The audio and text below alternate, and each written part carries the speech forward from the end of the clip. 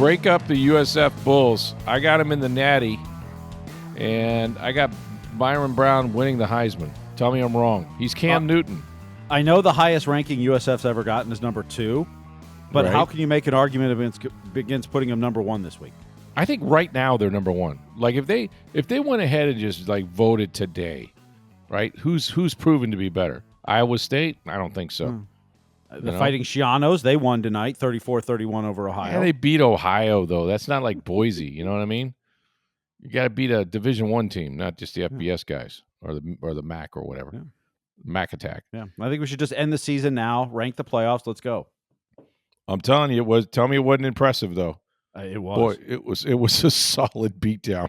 I mean, the first drive, it didn't start well. They were down 7-0 pretty quickly, and they didn't get much done on offense. And then all of a sudden, they scored 34 unanswered.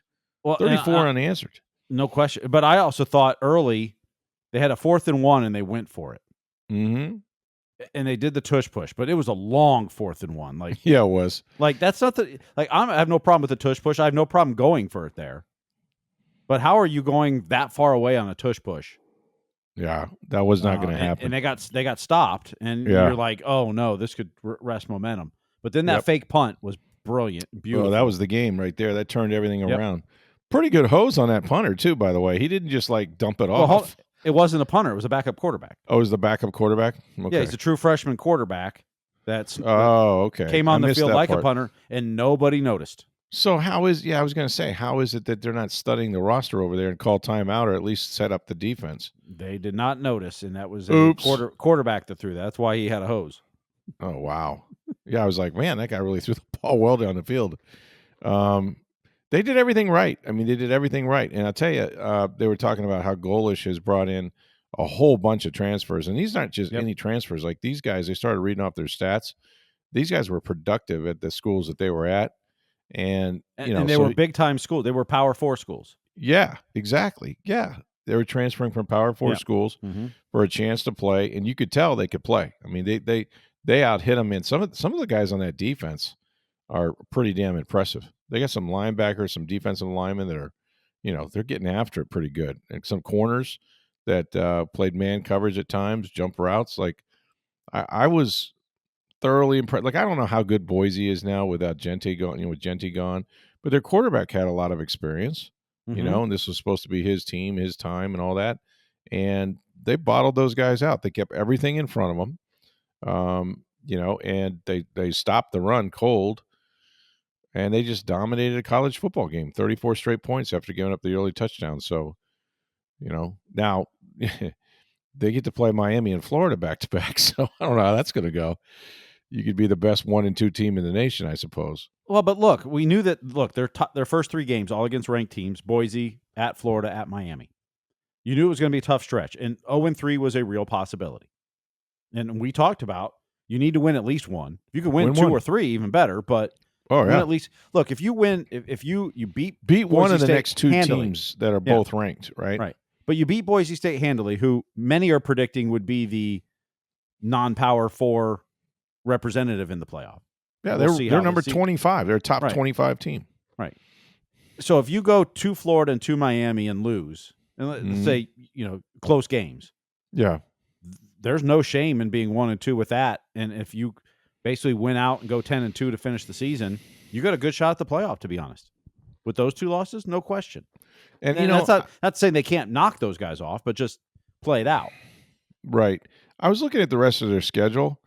There's not really teams on there they can't beat. You know what I mean? Once they get past the Miami, Florida gauntlet. Mm-hmm.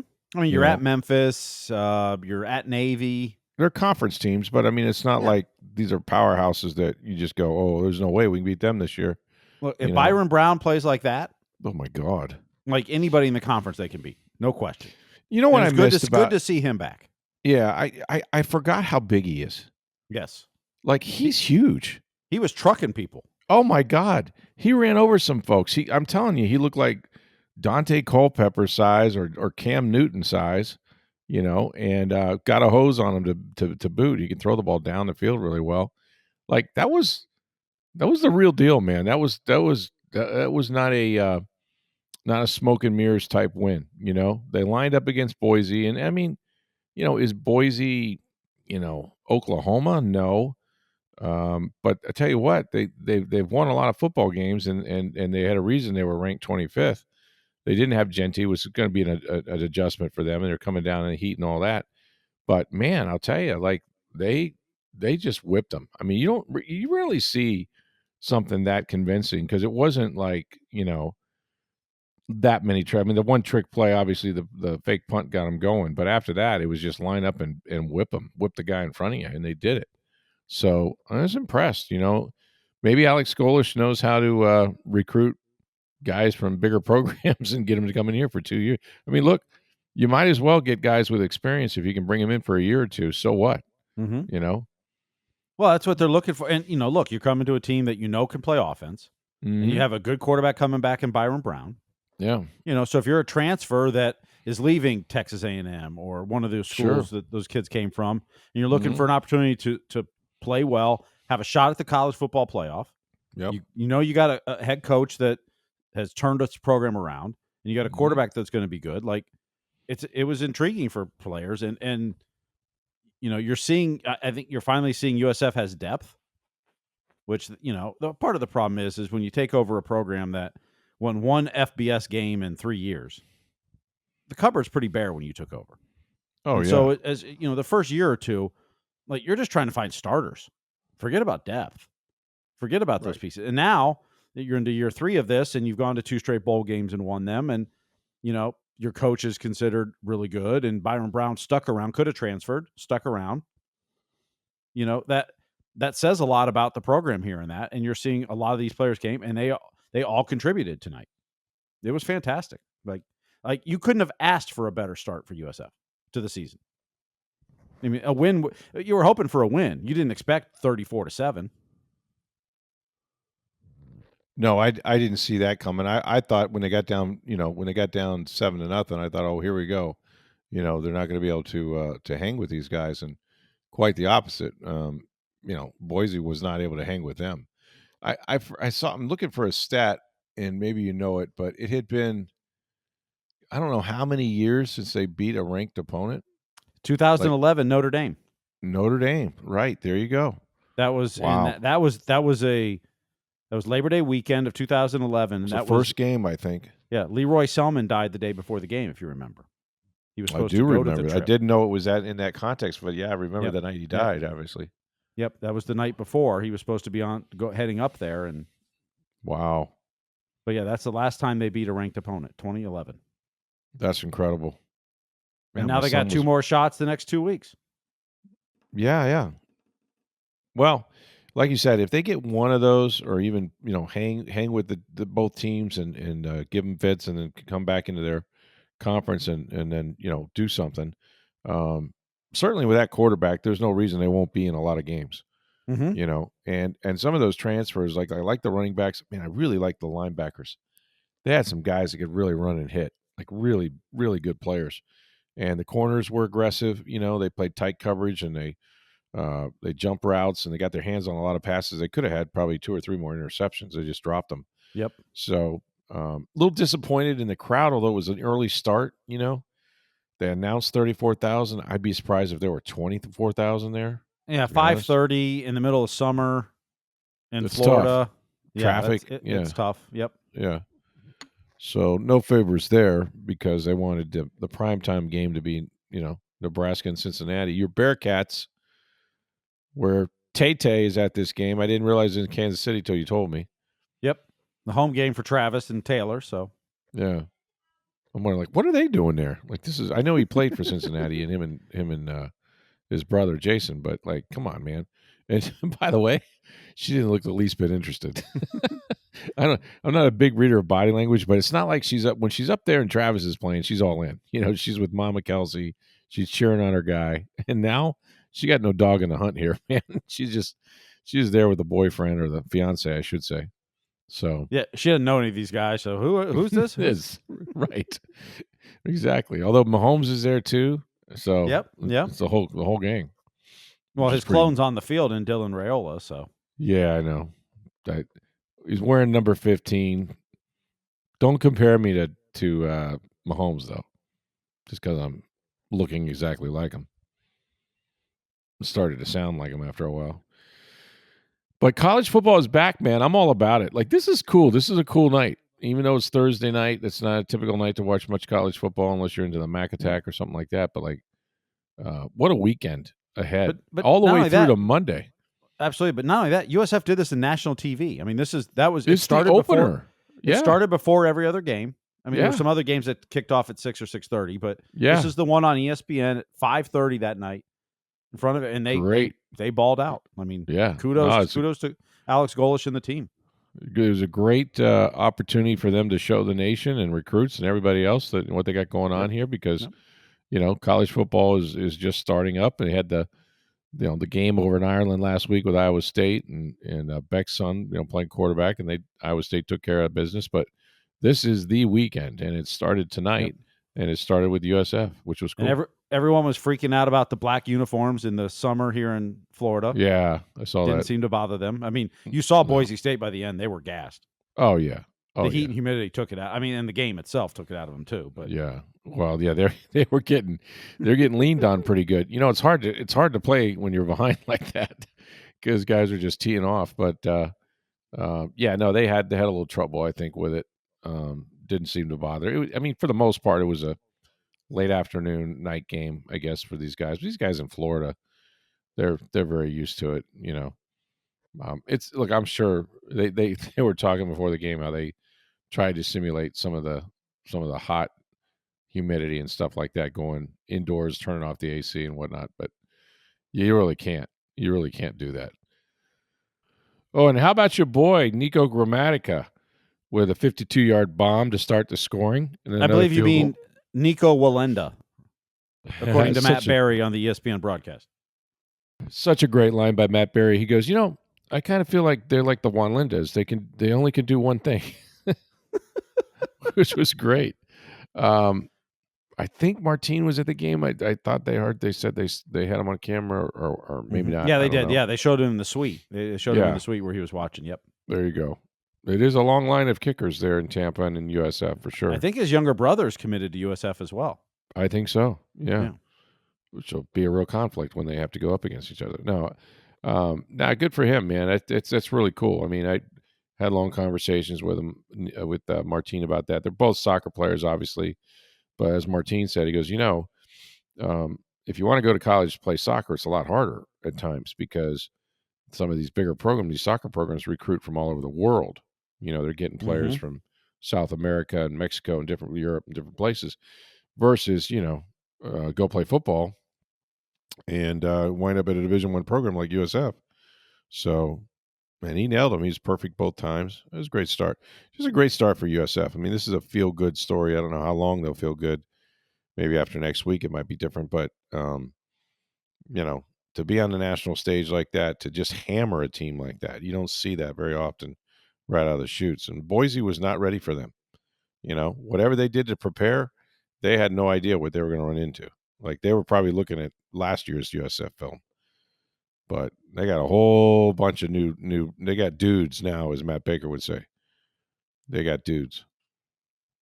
Hey, speaking of Raymond James, it's not far from International Plaza, and that's where you're going to find Breitling Boutique. You've heard us talk about them. They've been a sponsors now of ours for a while. The Breitling Company has been in business for over 140 years. That's how long they've been making the best Swiss watches. Well, now they're in Tampa for the last 5+ years. Now, here's what you do. You go to the middle of the mall, go upstairs, second floor. That's where you're going to find the Breitling Boutique and get the best customer service you've ever had.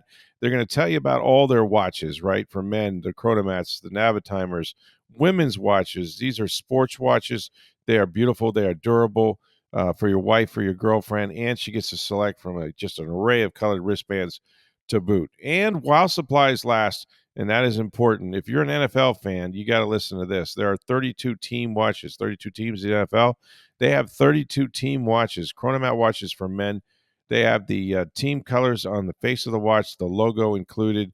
You have to see these things. They're a collector's item. And if you go to tempeh.com, you're likely to see the Bucs watch as well. Make sure you get on down to Breitling Boutique, International Plaza Mall. And when you go, let them know that you heard about it on Sports Day Tampa Bay.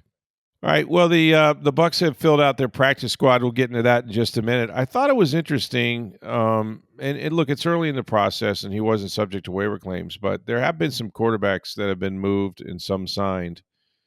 Not Kyle Trask.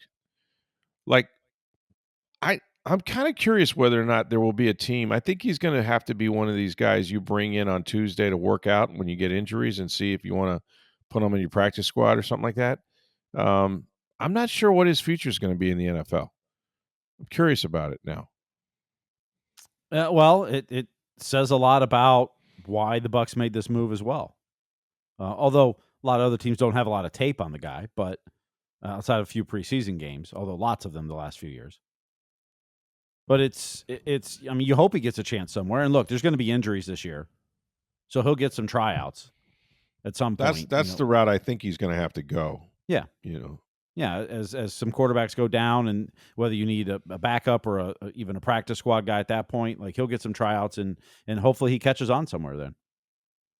Yeah, because I don't know that there's several teams, including the Raiders, that signed quarterbacks, and he wasn't part of that, and so I'm just kind of curious. Like, not that I expected him to be to be put on a practice squad or signed right away after they released him, but nonetheless, it just dawned on me that like he may have to hang in there. He may have to hang in there and do the workout thing and see where he's going to go, or he could become one of these guys too that ends up on the like in the USFL or whatever they call that league these days. The UFL? UFL, is that what it is now? Yeah. Yes, they combined the USFL and the XFL and became the UFL. UFL. Okay, so yeah, maybe he can do that. I mean, I don't know. It's possible. The only player that was claimed that was a Bucs player was Trey Palmer. He's off to the Saints, so they'll see him twice a year. And Trey's got some traits. I mean, he was a 7th round pick too out of Nebraska. Can definitely get vertical. I think he had somewhere around 40 or 50 catches in 2 years here, so it wasn't like he wasn't used. But they had a lot of receivers, and certainly they like some of the young kids, better, like Tez Johnson and others. So we've got the practice squad now, and that was the last thing that they needed to do. They brought back a majority of their players, including Nick Jackson, the linebacker from Iowa that led them in tackles in the preseason. Garrett Green, who's a converted quarterback that plays wide receiver. He did a nice job on special teams. Bryce Hall, who is a veteran defensive back, but remember last year against Washington, he was the one that had the first dislocated ankle, very similar, almost exactly same injury that Chris Godwin got later in the year. So he's a veteran, but yet he's on the practice squad. And then a bunch of offensive linemen: Luke Haggard, Ben Scott, Lawrence Metz, and Tyler McClellan, who just got here a little while ago. Yeah, so it's been, Connor, instead of bringing Kyle, they could have signed Kyle to the practice squad. They apparently didn't offer him that. They instead wanted to keep Connor Baselick, and he's the kid from Bowling Green that did a nice job, in the preseason. And C.J. Brewer was here last year. Tanner Tawa was here last year, the tight end. They did get some new guys. They got a defensive tackle from the Ravens, Jason Jones. And then Jack Henderson, who's an interesting player. He's a good story. I don't know about the player part, but he came from the Panthers. He was a lacrosse player until like his senior year in high school, and kind of went a different route to play football in college and then on to the NFL. So that's kind of where they're at as far as for right now. Could there be changes before Wednesday? There always a possibility of that, as rosters are kind of settled there. But this is the group they're going to start the season with. And, it's kind of, this is a weird week because you have this sort of, you got a whole week before you play. And then next week, obviously you're starting up the kind of the regular season. The work days, you have a bonus day over the weekend, like maybe Sunday. Practice probably be off Tuesday, maybe something Monday, then be off Tuesday, then come back to work Wednesday, Thursday, Friday. Now you're into the regular season. So we'll see how that goes. It's funny. I had a chance to talk to Todd Bowles, and I'm writing some stories about it. And I don't want to preempt all of them, but like one of the things we talked about that, hasn't been talked about a whole lot is just that they've tried to rebuild this defense a little bit, and a lot of the pieces are already here. You need guys like Elijah Cansey to play full seasons and Servassier Dennis and such. But really, like ever since Todd has been hired, he told me, he goes, I haven't had a vacation since I got this job. Like I've had to hire an offensive coordinator every single offseason.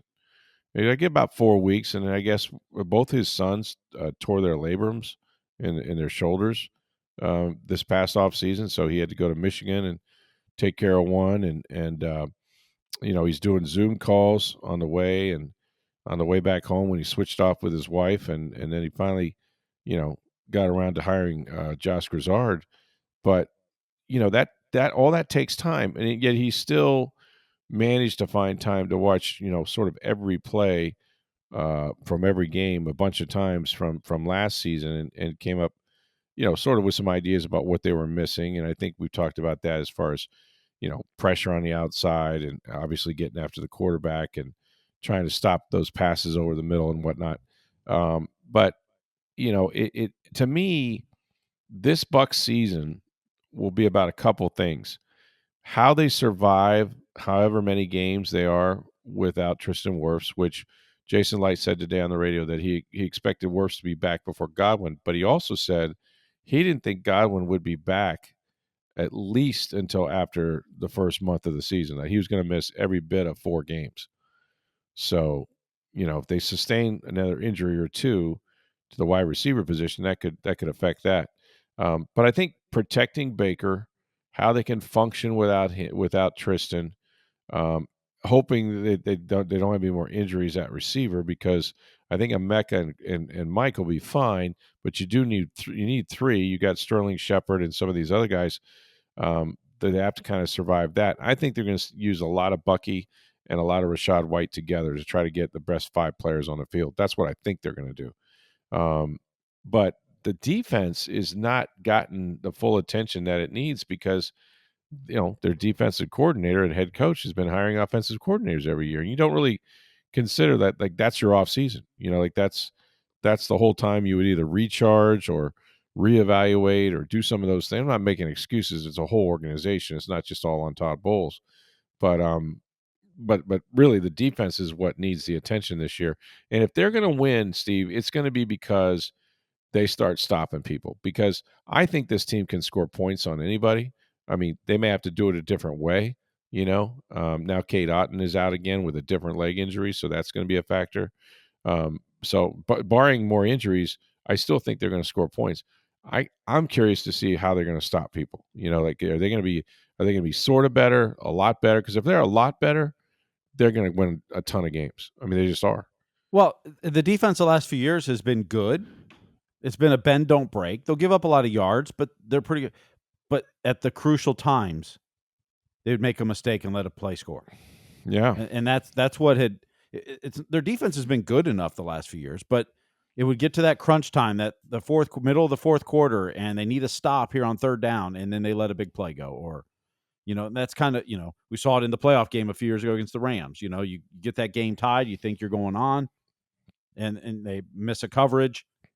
And the Rams go down and kick a field goal and win it.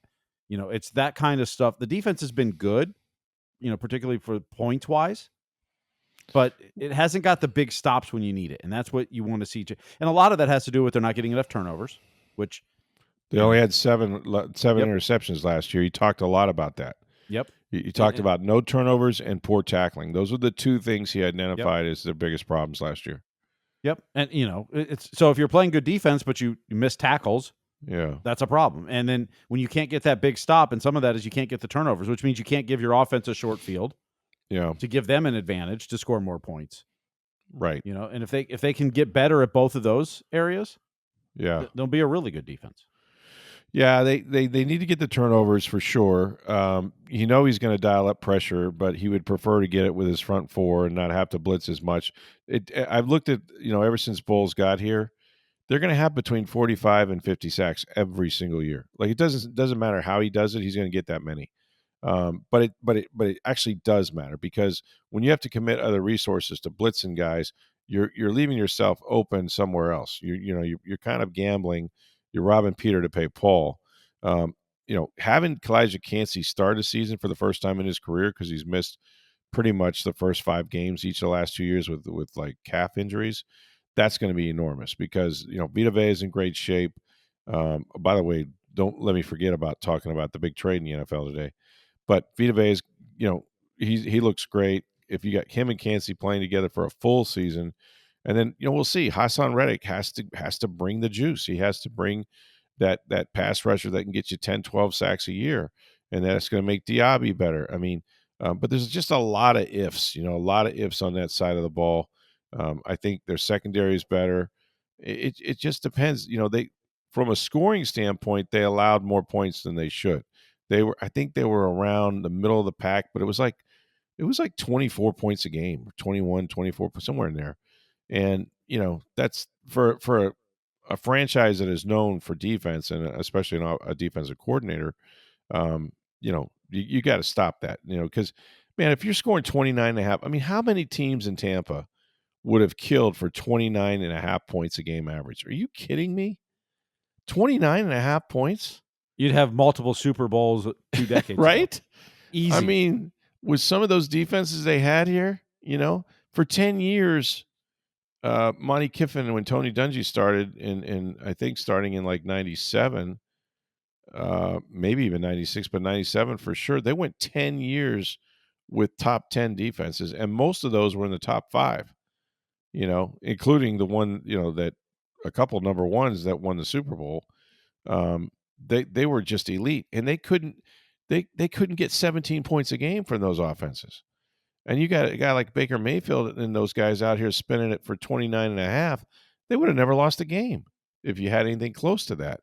But, part of that is, where you putting your resources.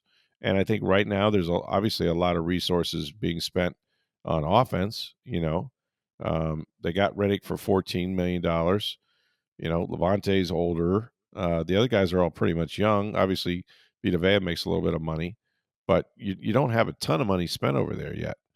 So I don't know. It's going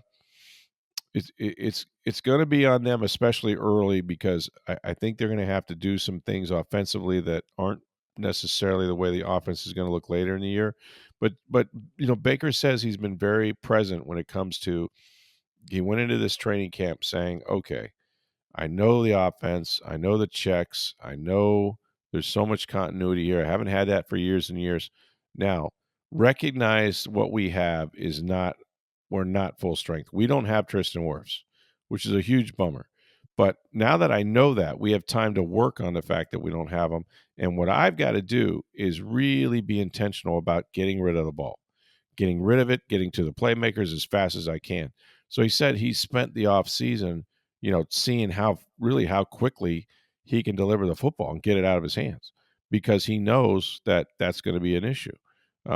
So with that in mind, and having had to do it a little bit with Gedeke out last year and Tristan missing 1 game, then he should be equipped for that. But it's got to be very intentional. And look, everybody has injuries, right? Where the Atlanta Falcons right tackle is out for the season, and that's Michael Penix's blind side. So that might cancel each other out a little bit. But yeah, I to me, expect a little bit this offense not to be as good as it's going to be later in the year, but also if that defense plays well, like if Cansey and Vita and those guys are a factor, and you get something out of Reddick, and Winfield comes back anywhere close to what he was 2 years ago, and Tyke can hold up, like you start getting those efforts that if they pay off, look out, because I think this team can still score points. In fact, I know they can.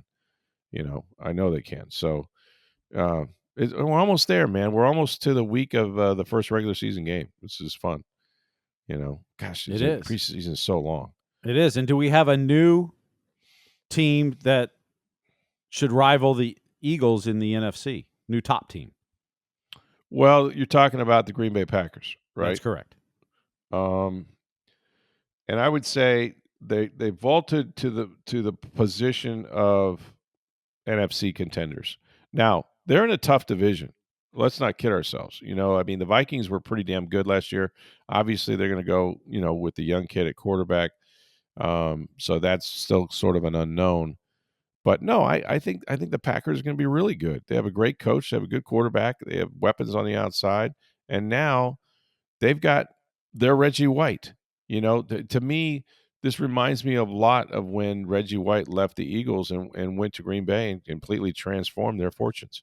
As much as Brett Favre was such a big part of that, it wasn't until White said, and it was in the early days of unrestricted free agency that, he decided to go to a place like Green Bay, and he completely transformed that franchise. Can Parsons do that? He could. Like, he really could. Like, those guys don't grow on trees. And I am sorry that for the Dallas fan that, that you have to go put up with this 80-something-year-old guy that's delusional. But I was hearing him on his press conference, and they asked him one question. He went for 12 and a half minutes. Me doth think you protest too much, because he went down this road of, we really had, the whole thing is we need to stop the run. We're only going to deal with teams that had a guy that could help us. And so they got a defensive tackle back from the Packers, obviously. And that leads me to think that they probably picked up the phone and called the Bucs because they have Vita Vea.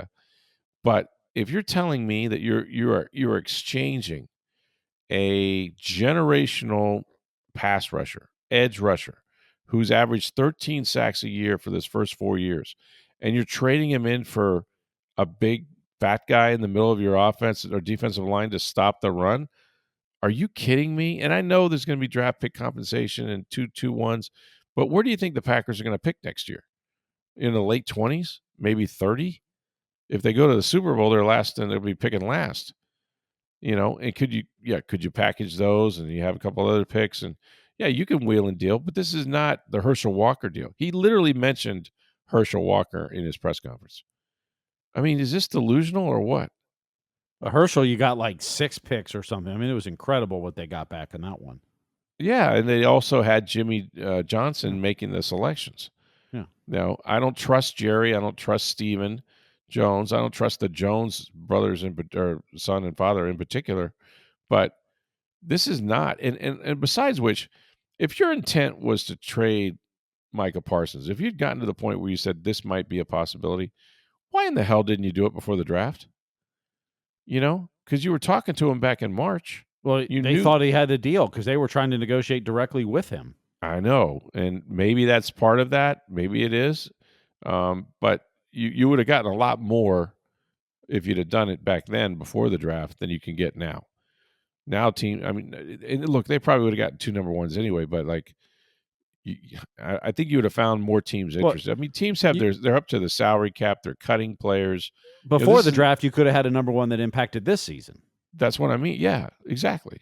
You're getting the two next number two, ones. which you'd have had 2 number ones that impacted this season. What's it tell you about their confidence in Dak Prescott to lead them to the promised land?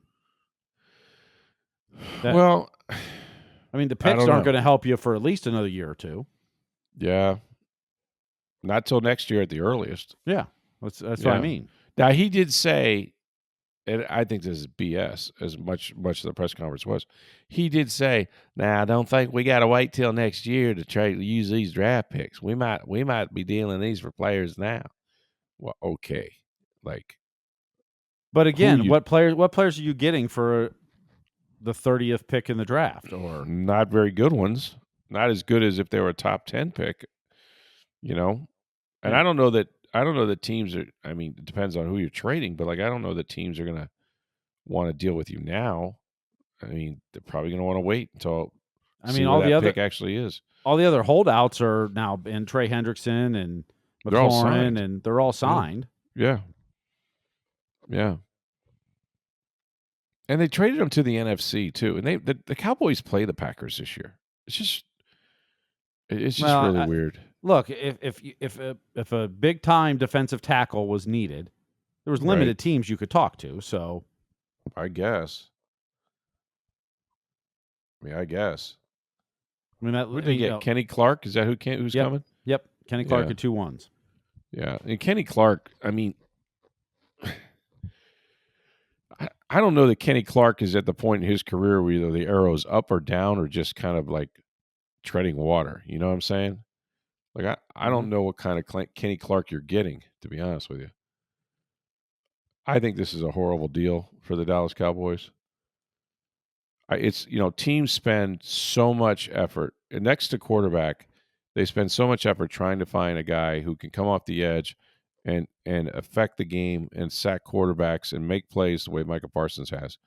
And he's in the prime of his career. He's 4 years into it, and you didn't see fit to find a way to sign this guy. And it's not about the money. They could have found the money. Obviously, he's getting a ton, but paying a guy is not the problem. But I just it's a bad football decision, and it shows that if Jerry's going to make these decisions, the Cowboys is a reason why they haven't been good since they lost Jimmy Johnson. For 30 years they haven't gone deep into the playoffs, and they're not going to. And if I'm the other thing is, if I'm the Cowboys, I'm a player with the Dallas Cowboys. What did they just tell me? They just told me that I can be all pro for 4 years. I can be the best in my craft, but when I get to be a free agent, don't expect to stay here. Don't expect Jerry to take care of you. I mean, that's really what you're saying to your entire club, your entire locker room. There's not a better player on defense than Micah Parsons, and there's not many better in the league. So, I don't know. It's kind of a clown show down there. But, hey, good on the Packers, The Bears and the Lions have company now. Or not the Bears, but, I don't know. Certainly the Vikings and the Lions do. And the Bears should be better. I don't know how much they better, should be better. They should be better. Yeah, they'll be better. It's a tough division. Yep.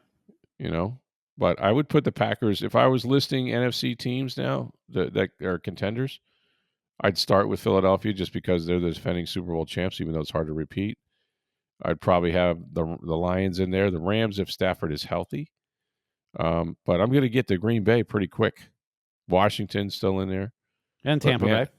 And that's what I mean. So the Bucs are fifth, maybe now sixth best team, maybe higher, maybe lower. They're in it, but you've got one more legit. I would not have said, even though the Packers were going to be very good, I would not have put them in the top 5 NFC contenders list. Now they're definitely there. They're definitely there. Tough place to play. This is the Reggie White deal to me. He could have that kind of an impact. Although Reggie meant different things because at that time, not a lot of people were going to Green Bay as free agents. He kind of opened it up for them. But, they obviously went on and won a Super Bowl. So pretty big seismic trade in the NFL, if you ask me. Hey, we'll talk about the Rays. Going to start a series here coming up in just a minute. But first, the Bucs, speaking of them, they're celebrating 5 decades of football this season. And the Tampa Bay Times has captured every triumphant moment, legendary player, and unforgettable season in a limited edition, 176-page hardcover coffee table book, of which I have written a lot of it. You can pre-order Fire the Cannons. That's the name of the book. 50 years of Tampa Bay Buccaneers football right now, and lock in a 25% discount off the $44.95 retail price. Now, that discount is here only until October 2nd. Pre-order at bucks50.pictorialbook.com, bucks50.pictorialbook.com. The commemorative book is going to feature photography of the Tampa Bay Times. It is a picture book, but it has lots of stories, as well as stories from our sports writers, myself, Joey Knight, John Romano, and others.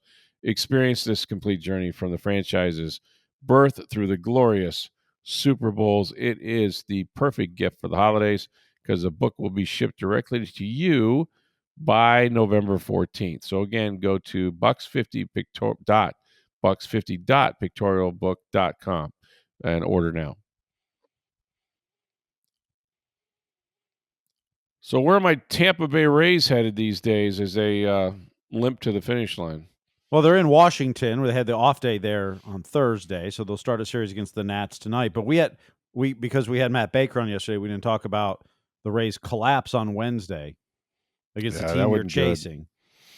I turned it off early. In the ninth. It's 3-2 in the ninth. Yep. I turned it off, and Fairbanks, I guess, gave up the tying run, right? Yep, gave up the home run. It goes to extras. Yeah. The Rays fail to score, and then Griffin Jacks gives up the single to get the ghost runner, whatever you want to call it. That was bitter. That was a bitter loss. Yeah, that's a team you're chasing. You needed that win. You win the series 2-1 if you should have had the win. Yep. And you didn't. Like that's a tough one. With now 9 games left or whatever. I think it's less than that even now. Yeah, they're running out of games. I mean, But and then the Nationals, you told me he's with the Phillies now. Schwarber's with the Phillies. He hit 4 home runs. Yep. 4 home runs. It's crazy. That's crazy. They beat the Braves like 19-5 or something like that. My God. That's incredible, man. He had a chance for a 5th one, but he popped up. Well, I mean, it's no one's ever hit 5. No one's ever hit 5. So no one's ever done 5. But there was somebody hit 4 earlier this year. The rookie in Sacramento, Kurtz. Wow, for the A's. Wow, man, that is nuts. Did you? One final thing about football. Did you see John Gruden up at his Dayton Flyers game? Oh, is he up at UD? He was up at Dayton, and they were playing. I think was it not Southern Illinois? Which Illinois team did Sean Payton go to? One of those Illinois teams up there. One of the directional Illinois teams. Yeah. And so it was Sean against Gruden. And Gruden was the captain. He was there for the coin toss. So nice. Part of his barstool duties. I'm sure he'll probably open a package from the Dayton Flyers, man. You know what I mean? They lost to Eastern Illinois 24-14. That's Eastern Illinois, yeah. They did lose? Well, they didn't bring him luck then. That's a shame. That is a shame. Still watching Travis Kelce and Taylor Swift at this ball game. This is really weird. Are your Bearcats any good this year? Hard to tell. Yeah. Quarterback's back, so that helps. Yeah. Supposed to be better. Yeah. I mean, they've stepped up from the American to the Big 12. Right. And then Luke Fickell left. And Fickell's got some work cut out for him at Wisconsin, or he's going to be gone. Yep. So, I mean, the Bearcats are a good team. I don't think they're great. Yeah. Hopefully they're better than last year, and they'll, make a bowl game. Yeah. A win tonight would be huge against Nebraska. I'm not a big fan of Matt Rules. Am I missing something with this guy? Should he not have turned this thing around by now? So every year, every stop he's been to in college in the 3rd season is when they win a conference championship. Is this the 3rd year? This is, yep. All right. Now, I don't think he's winning a conference championship against Penn State, Oregon, Ohio State, Illinois. But right. I mean, they should be better than they were last year. I mean, that last year that freshman quarterback, now he's a sophomore. Yeah. Dylan Raiola, right? Yep. Yeah.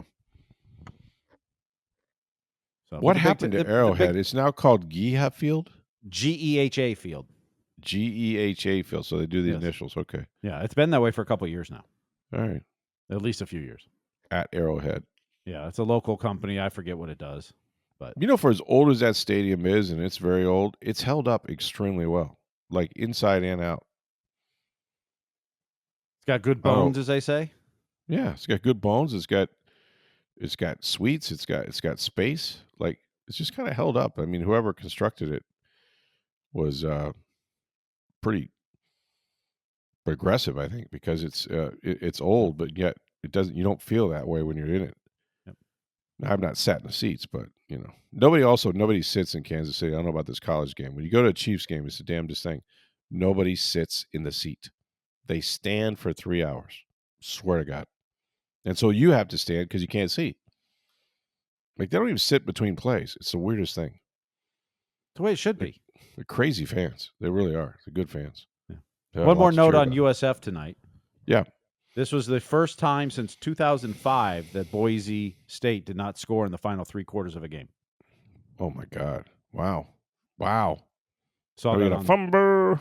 Saw that on the ESPN ticker, so I think they ruled that pass incomplete, though, by the way. Oh, did they?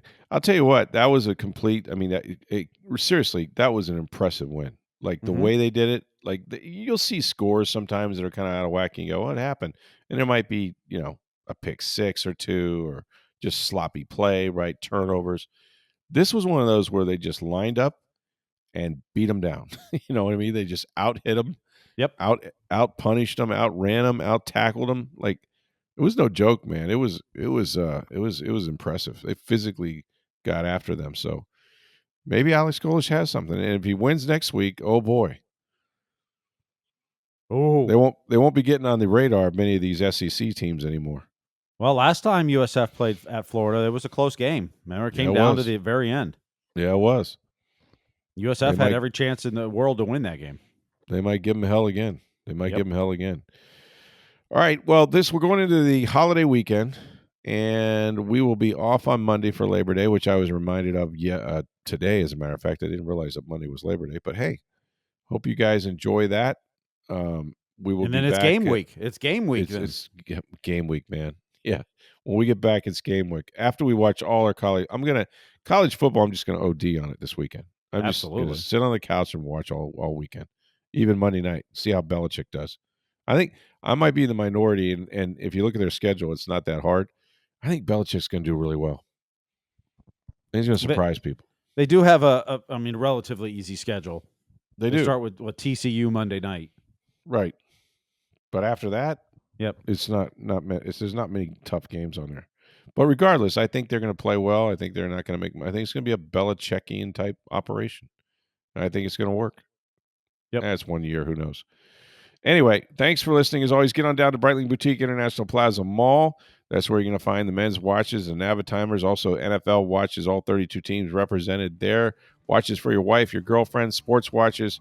It's got it all. The best timepiece you will ever own is at Breitling Boutique International Plaza Mall. Let them know you heard about it here on Sports Day Tampa Bay. For Steve Versnick, I am Rick Stroud of the Tampa Bay Times. Have a great day, everybody.